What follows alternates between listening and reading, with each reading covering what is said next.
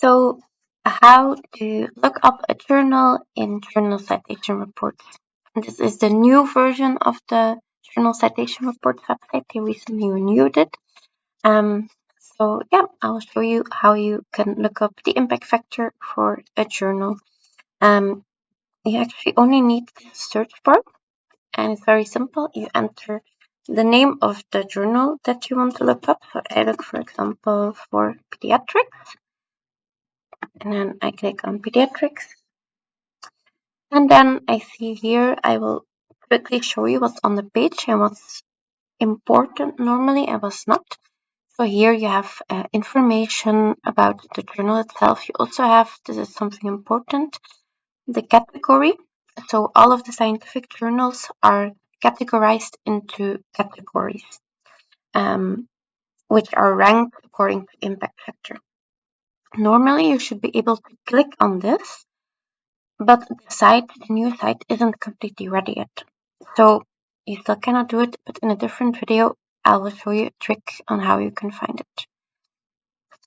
Then, if you scroll down, you immediately see the most important thing, which is the journal impact factor. Well, important is relative, of course, because it's just a calculation.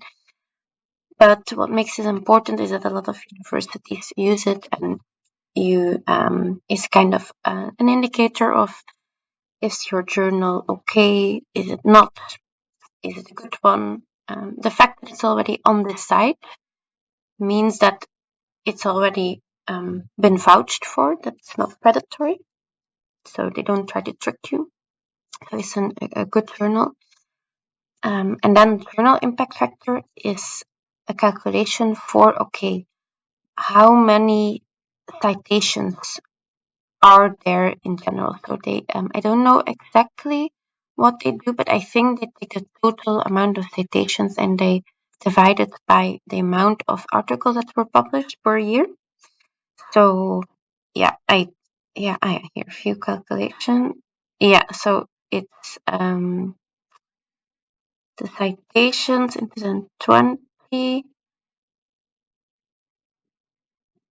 So I know compared to 2018, 2019 over the ones that were citable in 2018, 19. So it's a bit more complicated, okay, but it's a measurement of how much in general an article is cited. So a lot of universities see this metric as a sign that it's a reputable journal, because normally other scientists will cite research that's very well done, that has good conclusions.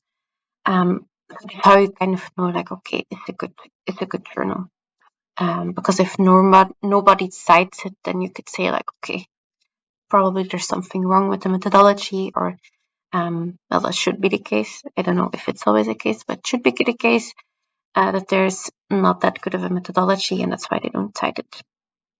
It's done per year, so you see here 2020. If you want an earlier one, you go here, you click on the year, but in general, you just take the impact factor from the year of which the article was published. So then here you have another metric. Personally, I never use it, the journal citation indicator. I personally do not really use it. And the total citations, citation distribution is not super important for a researcher. Open access is also descriptive. Then what is important here, at least if you want to publish in a journal, is the rank. So what they do is, because of course there's many different fields in science, and if you go and look at all the citations, it differs a bit, because there's certain fields that have a lot of scholars, like for example mathematics or physics. They have a lot of people that work there, a lot of scholars, while in pediatrics not that much. So it would be a bit unfair to make like a general ranking. So that's why they make a ranking per field. And they make a ranking of impact factor. So you can see here that in the category pediatrics, this journal is has a fourth best impact factor, which means that it's in comparison to all the journals in the category of pediatrics, is very well cited.